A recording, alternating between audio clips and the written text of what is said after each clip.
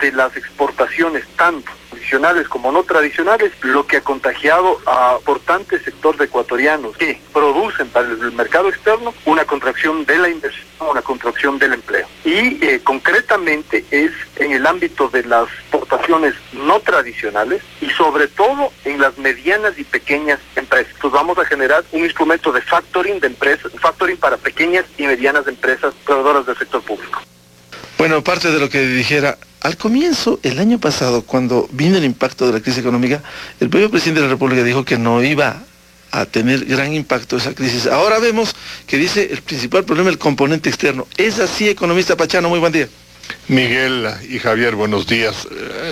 Bueno, uno le puede encontrar culpable a cualquiera, ¿no? Cuando uno tiene dificultades y se da cuenta de que ha cometido errores, cuando no los quiere reconocer, hay que encontrar la cabeza de turco. Y en este caso, ante una circunstancia absolutamente evidente de una economía en la cual se ha maltratado a todo el sector privado, a lo largo de toda la gestión pública del presente gobierno, ha habido una manifiesta hostilidad hacia la inversión privada y hacia las actividades privadas, de la más diversa naturaleza.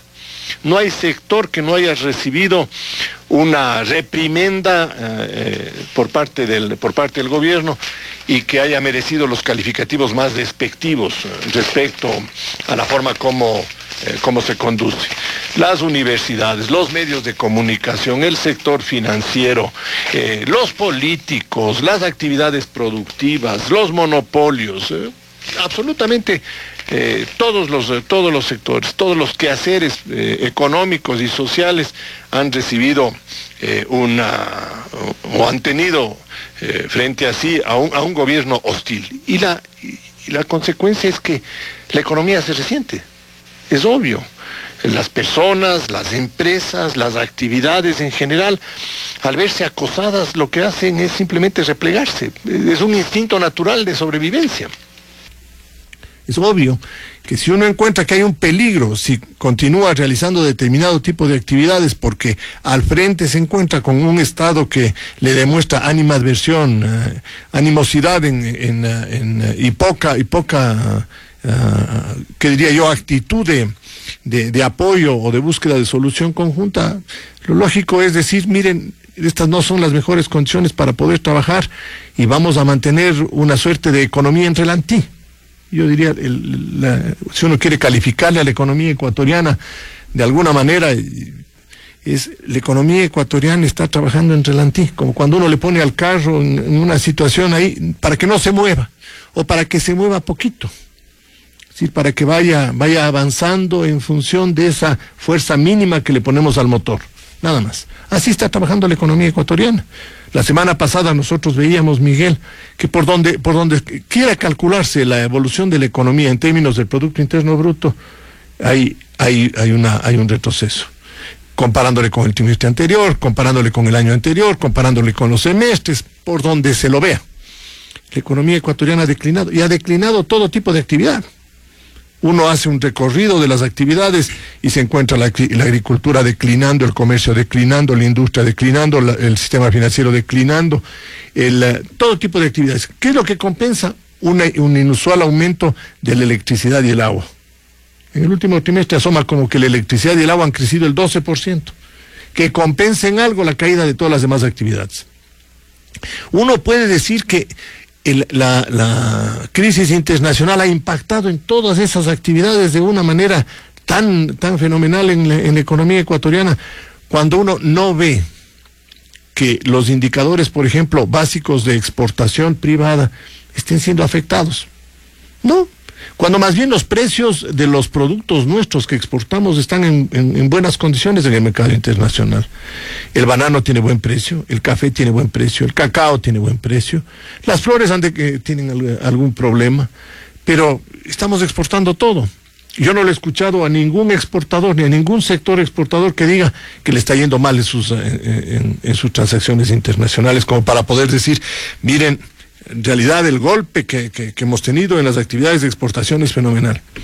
Si hay algo que hemos visto en esta crisis en América Latina, es que se dio un fenómeno que nadie lo esperaba, y es que las exportaciones manufactureras es decir, de productos ya elaborados con un componente o un valor agregado adicional, es decir, transformados, para decirlo así, en lugar de vender materias primas o productos terminados como el banano, como el cacao, como el café, se vendía, digamos así, chocolate, o se vendía por el otro lado harina especial, o productos ya mucho más sofisticados, o productos industriales.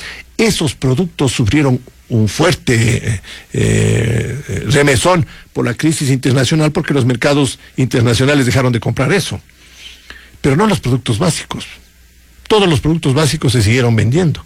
Tuvimos una etapa en el año anterior cuando precisamente Miguel nos recordaba, el gobierno no quería reconocer que había un impacto internacional porque caía estrepitosamente el precio del petróleo y no sabíamos hasta dónde iba a llegar. Que llegamos a $28 el precio del barril, pero se recuperó el precio del petróleo. Yo diría las finanzas públicas deberían estar realmente muy, muy tranquilas. No lo están porque hay un exceso de mal gasto por parte del gobierno que no rinde frutos. Entonces, esta crisis y este fenómeno económico no lo podemos achacar a situaciones internacionales, sino al propio modelo económico. Un modelo económico estatista, ya lo sabemos, ya lo sabíamos, ya lo advertimos. No es un modelo que genere empleo. El Estado no tiene capacidad para generar empleo permanente. Cuando construye una carretera, genera empleo temporal mientras se construye la carretera. Se acaba la carretera y se acabó el empleo. Y no es que está la carretera ahí y la gente que vive por ahí trabaja todo el tiempo. No, porque el Estado tiene que hacer distintas cosas temporalmente. Y es la actividad privada la permanente. Y lo que estamos viendo en los indicadores de empleo es que en todas las actividades económicas cae el empleo. Si no cae en una sola, cae en todas las actividades económicas. ¿Y cuáles son los sectores más afectados? Aquí tenemos indicadores del propio INEC, Miguel, en donde hay varias maneras de mirar el problema del empleo. El uno es, bueno, ¿cuál es la tasa de desempleo? Es el indicador tradicional que se usa con mayor frecuencia. Este rato la tasa de desempleo oficial del gobierno, que yo tengo mi duda, yo creo que es más alto. Es más alto, es el 9.1%, y dice que son 406,000 ecuatorianos, cuadros oficiales del INEC, que fueron publicados por el diario El Comercio. Pero cuando uno toma otros cuadros y ve el empleo pleno, es decir, los ocupados que tienen trabajo permanente de 8 horas diarias, por lo menos, o que tienen jornadas completas de trabajo, ahora hay 218,000 ecuatorianos que han salido de ese empleo en un año. En septiembre del año 2008, Miguel, en el Ecuador tenían empleo pleno, es decir, estaban trabajando por lo menos las 8 horas diarias, 1.870.000 ecuatorianos. A septiembre del año 2009 tienen esas características 1.651.000. Con él son 219,000 ecuatorianos que no tienen trabajo pleno. ¿A dónde se fueron? ¿Qué pasó? Unos con seguridad regresaron al subempleo. Con seguridad tienen que haber regresado al subempleo porque no están en esas características, y otros quedaron desempleados. Y entre estos empleados plenos, Miguel, hay una categoría que desfigura todavía la cifra, que son los ocupados no clasificados. ¿Qué significa eso? Que no pueden estar. Te preguntamos el viernes, ¿quiénes son? Yo diría, es la variable a través de la cual uno ajusta. Aquí hay, dicen que hay 95,000 ecuatorianos a los cuales no pudieron determinarles en dónde trabajaban, que si trabajaban o no trabajaban. Esta cifra no había antes. Este concepto no había antes. O estás trabajando o no estás trabajando, o soy agricultor, bueno, en este caso no puede ser agricultura porque es sector urbano, pero estoy en la construcción o no estoy en la construcción, pero no puede decir, oiga, no sé si está o no está. Son 95,000. Es decir, que si sumamos a los 219,000, estamos hablando de 300,000 ecuatorianos en condiciones mucho más precarias de ingreso para las familias de lo que era antes. Entonces es un problema grave. Por eso es que se ve la violencia en las calles, los asaltos, los robos, Porque hay 300,000 más que están en condiciones, yo diría, no comparables a los 400,000 desempleados, pero están en alguna parte sin recibir un ingreso que sea razonable. Ahora, economista, el tema del desempleo no es algo novedoso en cuanto al incremento durante este gobierno. Si vemos a diciembre de 2007 fue 6,1%, a diciembre de 2008 7,3% y a septiembre de 2009 9,1%, y según el propio ministro Borja, la meta es que no suba más durante este año. Pero no solamente eso, sino que también las propias personas quienes tienen empleo también han tenido algunas circunstancias que no ha sido un pleno empleo. Hablemos de que durante este año no han habido en muchos casos incrementos salariales, han habido algunas compensaciones que también se han revisado en la medida en que las empresas tampoco han podido hacer más. La reflexión suya, Javier, confirma que la hipótesis del ministro Borja es absolutamente equivocada o está equivocada. Porque durante toda la gestión del gobierno, y en el año 2007 no había crisis internacional. Uno no le puede decir el 2007 el ambiente internacional era malo. En el año 2008, con el precio del petróleo a $140, uno no puede decir que las condiciones externas le estaban afectando negativamente al Ecuador. Sin embargo, el desempleo con la nueva fórmula de cálculo, porque esta es una fórmula de cálculo que esconde en realidad el concepto de desempleo, que le ponen un nivel mucho más bajito. Porque cambiaron, en el año 2007 cambiaron la metodología para incorporar como empleados a algunos que antes no eran, o para sacar del desempleo a algunos que en realidad estaban molestando ahí por el nivel al que estaba llegando en términos de tasa. Entonces, este es un problema estructural de esta política económica. No ofrece opciones de empleo a los ecuatorianos. ¿Por qué no ofrece opciones? Porque si el gobierno está todos los días, en todos los momentos, atacando a las actividades privadas y sin conceder ningún tipo de incentivo, de aliciente para que venga inversión, el resultado final es que se despide a la gente de los trabajos. En el último trimestre hay 100,000 ecuatorianos menos con empleo pleno. En un trimestre. Si salieron salieron del trabajo. Aquí está, variación trimestral, cuadro, número de personas ocupados plenos, 106,000 menos, Miguel. Son 106,000 familias menos, pues. ¿A dónde se fueron? ¿Qué pasó con ellos? Algunos, obviamente, en la angustia de no tener ingresos, terminan en la violencia. Terminan simplemente encontrando que a través de la violencia, del asalto, del robo, del hurto, y con el código penal tan yo diría, suave como lo tenemos en el momento actual como consecuencia de la última reforma que hizo la Asamblea, sí, aquí hay tierra fértil para que la violencia se instale en el Ecuador. Y hemos visto los indicadores de inversión, Javier y Miguel. Los indicadores de inversión demuestran caídas en todos los últimos 3 trimestres. 8% en el primer trimestre de este año, casi 3% en el segundo trimestre de este año. Y nos vuelven a decir que van a aumentar la inversión pública. Por ahí no es el camino. En 2.100 millones de dólares. No sacamos nada, Javier. No sacamos absolutamente nada. Porque uno ve cierto tipo de inversión pública no genera empleo. Si uno dice, bueno, vamos a hacer una planta hidroeléctrica. La planta hidroeléctrica requiere una gran cantidad de recursos financieros, pero no mucha mano de obra. El impacto es posterior, con la generación de esa energía que promueve actividad privada. Pero si usted le está dando palo todo el tiempo a la actividad privada, está retraída. Entonces, este es un problema que hay que reconocerlo, producto del esquema, de la forma cómo se está conduciendo a la economía ecuatoriana. Cuando uno ve las encuestas de opinión, varias encuestas, casi todas coinciden. ¿Cuáles son las conclusiones? Le preguntan, durante el último año, ¿alguno de sus familiares ha perdido su trabajo? En una encuesta el 7 de octubre, casi el 40% dice que sí, de las familias.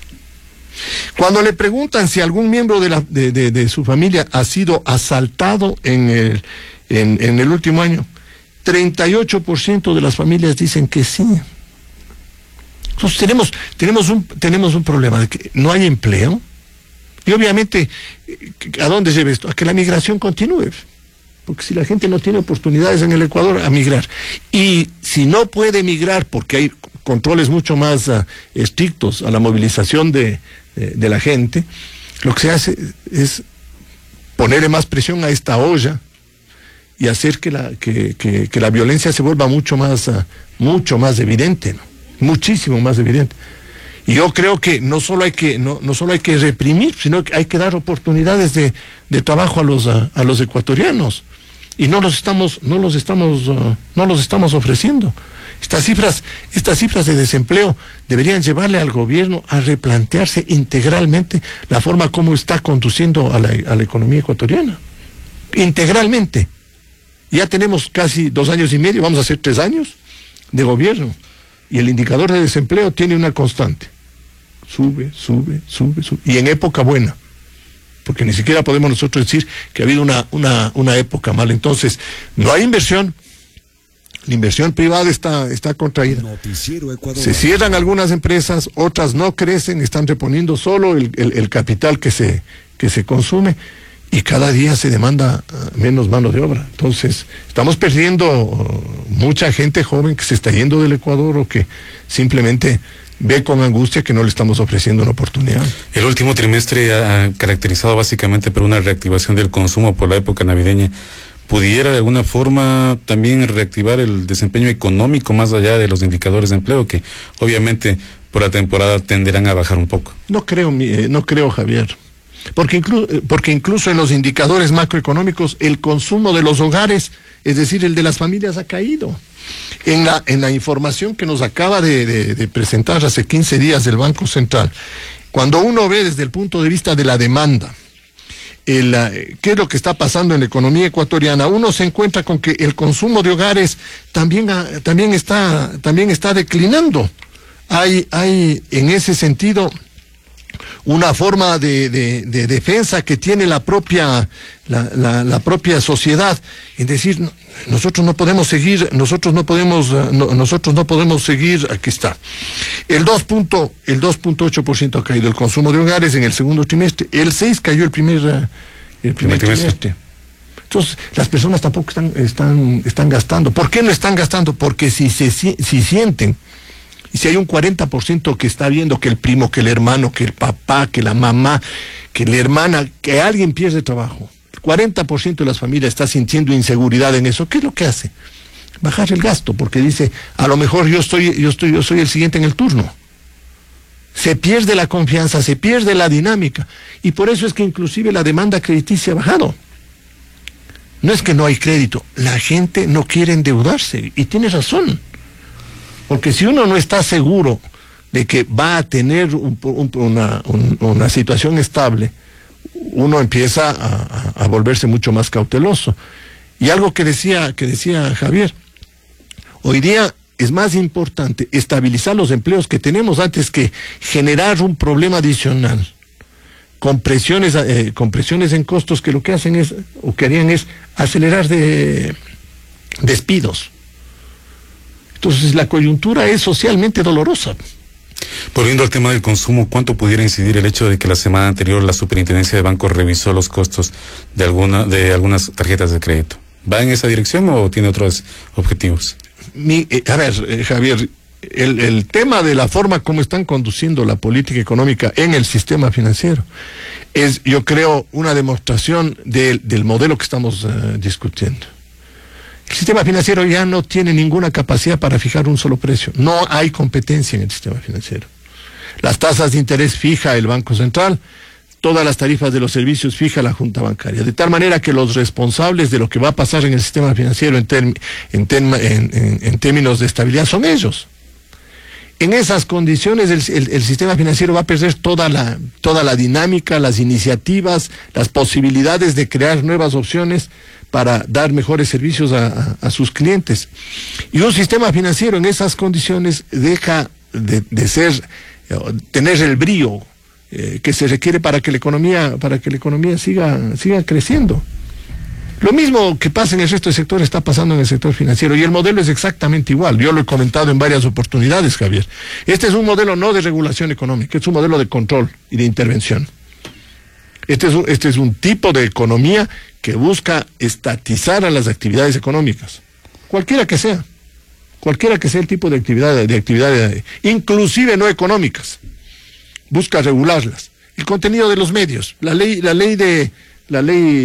del diputado Panchano, es como para ponernos un esparadrapo en la boca. No podamos opinar mientras no nos autorice la persona a la que nos vamos a referir respecto a un hecho que tenemos evidencias, pero que mientras él no autorice uno no puede comentarlo. Eso no es regulación, eso es intervención. En las universidades, exactamente igual. Entonces, este es un modelo intervencionista que hace es que se contraiga la actividad privada, y cuando usted tiene fijado todos los precios, usted ya no tiene incentivo absolutamente de ninguna naturaleza, porque es el Estado el que determina dónde quiere que vaya. Economista Pachano, con este entorno, ¿cuánto afectará, incidirá el que los fondos públicos salgan del sistema bancario? Profundiza el proceso, Miguel. En la Constitución está establecido, ahí hay un artículo que dice que los fondos públicos se manejarán solo a través de la banca pública. Ahí hay una disposición constitucional que en Montecristi le pusieron. Se les advirtió el hacer ese tipo de segmentación, a lo único que va a llevar es a quitarle disponibilidades a la economía en general, o a crear determinado tipo de circunstancias que lo único a lo que llevan es a poner en riesgo los recursos de aquellos que están obligados a mantenerles en ese tipo de instituciones. Eso es decirle, usted tiene que invertir tal porcentaje en la sierra, tal porcentaje en la costa, usted tiene que tener el dinero solo en una actividad pública, usted tiene que hacer tal cosa o tal otra cosa, a lo que conlleva es a una segmentación que le hace mucho más ineficiente a la economía ecuatoriana. Esta decisión de retirar los fondos públicos de la banca privada, lo que va a hacer es contraer más las disponibilidades de recursos para el financiamiento de las actividades privadas, porque es obvio que la banca pública no tiene las facilidades con las que cuenta la banca privada para poder atender a todos los sectores. Uno no puede decir que la Corporación Financiera Nacional, el Banco Nacional de Fomento, están en capacidad de atender a todos los sectores económicos en la proporción que le hace el sistema financiero privado. No, ¿por qué no les ponen a los bancos públicos en las mismas condiciones que los bancos privados para que compitan? Sí, lo bonito sería ver a un Banco Nacional de Fomento con una actitud buscando eficiencia y buscando manejarse dentro del sector o los sectores a los que tiene una preferencia o tiene una obligación, pero compitiendo con la banca privada. Pero eso no ocurre. Lo mismo con la corporación financiera. Le tienen que dar un estatus especial, condiciones particulares para que pueda funcionar. Y los índices, por ejemplo, de morosidad de la banca pública son 3 veces los índices de morosidad de la banca privada. El Banco de Fomento tiene este rato una morosidad superior al 17%. Este momento. La Corporación Financiera Nacional está alrededor del 7%. Y en promedio, toda la banca tiene el 3.6%. Entonces uno se pregunta, oye, ¿qué? ¿Ellos solo dan a los malos? ¿O es que no hay una gestión responsable? Entonces hoy día le van a dar 1.000 millones o 1.200 millones a la banca pública, que saldrá de la banca privada y que obviamente va a contraer más las disponibilidades de recursos para el financiamiento de la economía. ¿Y esos recursos, economista, al gasto público o a la inversión en el sector público? Yo entendería que no al gasto público, pero a determinados sectores privados a los que escoge el gobierno que quiera financiarles y bajo determinadas normas, no lo sabemos todavía. Y en circunstancias en las cuales Banco Central fija tasas de interés, Junta Bancaria, costos por servicios y direccionamiento de crédito en la política económica del gobierno, ¿qué les queda a las entidades financieras? Nada, en términos de iniciativa, casi ninguna, Javier. Porque rompió usted el concepto de competencia, rompió usted el concepto de manejo responsable de los riesgos, rompió usted el concepto básico de eficiencia, porque ahora es el Estado el que determina absolutamente todo. Entonces, en esas condiciones, inclusive la responsabilidad sobre la estabilidad del sistema financiero la tienen las autoridades, porque ya no van a poder decir, oye, si al banco fulano de tal le ocurre una circunstancia que esperemos que no pase, ya no van a poder decir que es la mala administración, porque quienes han fijado las condiciones para que ello ocurra son las autoridades. Entonces, el concepto de responsabilidad está transferido de las administraciones del sistema financiero a la Junta Bancaria y al directorio del Banco Central, a la superintendenta de bancos y al presidente del directorio del Banco Central. Y eso va contra una naturaleza básica y fundamental de tener perfectamente definidas las responsabilidades cuando hay instituciones tan delicadas como el sistema financiero en el funcionamiento de toda la economía. El propio gerente del Banco de Fomento, solo para citarlo, hace un mes y medio aproximadamente, aquí reconoció que el 2007 y 2008 tuvo pérdidas el Banco de Fomento por las políticas precisamente que se generó desde el gobierno, el caso de la URIA y otros casos. Los préstamos de $5,000, el famoso 555, Miguel, que se dijo que no se puede hacer de esa manera, no se maneja así los programas crediticios. A cada uno se le puede dar un financiamiento en función de las necesidades, su capacidad de pago y todo. Si el Banco de Fomento cree que puede tener condiciones de tasas de interés mejores que las del mercado, pongan y compita. Ofrezca tasas más altas para los ahorristas y ofrezca tasas más bajas para los que necesitan crédito. Pues compita. ¿Por qué no pueden competir? Simplemente porque no lo manejan eficientemente, no lo manejan con responsabilidad, sino lo manejan con decisiones políticas que han sido siempre onerosas, y la historia nuestra está llena de ese tipo de episodios. Entonces ahora le van a dar más recursos a ese tipo de instituciones. Vamos a ver las decisiones. En la Corporación Financiera Nacional y hay denuncias de préstamos dados en condiciones absolutamente, yo diría, inadecuadas. Con el tiempo nos vamos a dar cuenta de cómo hicieron eso. Pero la verdad es que solo los sistemas que son competitivos y en donde hay transparencia con la entrega de información, para que los clientes sepan, los depositantes sepan, son los que tienen éxito. No los dirigidos. Las economías dirigidas, intervenidas, estatizadas, no dieron resultados. La historia del siglo XX es trágica en ese sentido. ¿Por qué queremos regresar a eso? Y de la manera que lo estamos haciendo. Finalmente, economistas, y a todo este escenario financiero le añadimos la decisión que tomó el ALBA este fin de semana, ya de incorporar el Sucre en las operaciones crediticias de los países miembros. ¿Cómo se complementan? Si se complementan, o cuál es el escenario ya de cara al primer trimestre del próximo año, pocos meses. A ver, vamos a este famoso Sucre. El sistema de compensación de compras en América Latina, que es un sistema soportado a través de ALADI, fue establecido hace más de 30 años. Se compensan el Banco Central del Ecuador con el de Paraguay, con el de Chile, con el de Venezuela y todo. No se transfieren dólares, se compensan. Simplemente es un sistema de compensación. Llega el fin del trimestre y dicen: yo te vendí tanto, tú me vendiste tanto, te debo o me debes, y se paga el saldo. Esos saldos hay que pagarles en dólares, porque no hay otra manera de hacerlo. El mundo no ha podido sustituirle al dólar. Desde los años 60 se crearon los derechos especiales de giro al interior del Fondo Monetario Internacional. Y no ha habido manera de volverles operativos a los derechos especiales de giro. Tienen que volverse dólares. Porque la moneda de curso internacional es una moneda que lleva dentro de sí mismo el concepto confianza. Si a mí me vienen y me dicen, Javier, que me van a pagar, llamémoslo así, en pesos argentinos, y me dicen: oye, el peso argentino está muy bien, los últimos 3 o 4 años el peso ha estado alrededor de $3.80 por dólar, te vamos a pagar en pesos argentinos. Entonces, no, compañerito, los argentinos son buenas gentes y todo, pero me pagas en dólares. Si no quieres pagarme en dólares, págame en euros. Si no quieres pagarme en los dos, págame en francos suizos. Pero págame en algo en que yo pueda tener una referencia de que se lo maneja con seriedad. Yo no puedo yo no puedo crear una moneda de curso internacional por decreto. Los brasileños y su moneda, la economía más grande de América Latina es Brasil, pero no logra meter la moneda. Uno no transa en la moneda brasileña. ¿Por qué no transa? Porque no genera la confianza suficiente, no hay la historia suficiente como para decir: oye, no, la verdad es que los brasileños han llegado a una etapa de desarrollo de tal naturaleza y tienen unas instituciones tan fenomenalmente sólidas que vamos a creer en los brasileños. No. Entonces, sustituir el dólar por esta moneda de compensación regional con políticas económicas diferentes. Porque aquí han traído hasta técnicos de Maastricht a que les expliquen qué es Maastricht. Bueno, el proceso europeo tiene 50 años.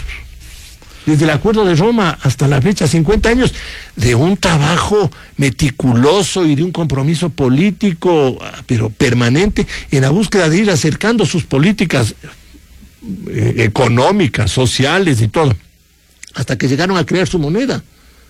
Los latinoamericanos, nosotros estamos dolarizados. Venezuela tiene control de cambios. Colombia tiene mercado libre. Perú tiene mercado libre. En Bolivia la situación es mixta. Vamos a poder unificar esto si ni siquiera la política cambiaria es uniforme. Es imposible. De tal manera que yo creo que lo del ALBA es un saludo a la bandera. Es un saludo absolutamente impracticable, porque ¿cuál de los ecuatorianos va a recibir créditos en Sucre? ¿Quién me va a dar a mí un crédito en Sucre? Si no existe. No existe. Físicamente no va a existir porque es un sistema de compensación, nada más. A propósito de la situación de Europa, les anunciamos diálogo con el encargado de negocios de la delegación de la Comisión Europea para el Ecuador, José Martínez Prada. Al economista Belardo Pachano, gracias por ilustrarnos en los temas económicos. 7:40 minutos. Cambia tu forma.